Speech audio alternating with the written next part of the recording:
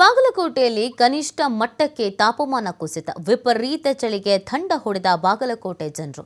ಬಾಗಲಕೋಟೆ ಜಿಲ್ಲೆಯಲ್ಲಿ 7.6 ಕನಿಷ್ಠ ತಾಪಮಾನ ದಾಖಲು. ವಿಪರೀತ ಚಳಿಗೆ ನಗರದ ವಾಕಿಂಗ್ ಹಾಟ್ಸ್ಪಾಟ್ಗಳು ಖಾಲಿ. ಮನೆಯಿಂದ ಹೊರಬರುವುದಕ್ಕೆ ಜನ ಹಿಂದೇಟು.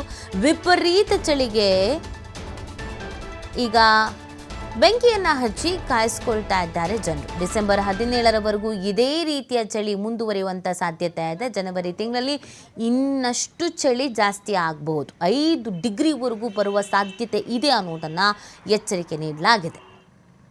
ಜನವರಿಯಲ್ಲಿ 5 ಡಿಗ್ರಿವರೆಗೂ ಬರಬಹುದಾದ ಸಾಧ್ಯತೆ ಇದೆ ಅನ್ನೋದನ್ನು ಹೇಳ್ತಾ ಇದ್ದಾರೆ. ಈಗಲೇ ಕನಿಷ್ಠ ಮಟ್ಟಕ್ಕೆ ತಾಪಮಾನ ಇವಾಗ ಇರೋವಂಥದ್ದು. ಸೊ ಜನರಿಗೆಲ್ಲ ಸಮಸ್ಯೆ ಆಗ್ತಾ ಇದೆ, ಇದರಿಂದ ಕಿರಿಕಿರಿನೂ ಆಗ್ತಾ ಇದೆ. ಕೆಲಸಕ್ಕೆ ಹೋಗೋರಿಗೆ ಅನಿವಾರ್ಯ ಪರಿಸ್ಥಿತಿ ಹೋಗಲೇಬೇಕು ಅಂತ.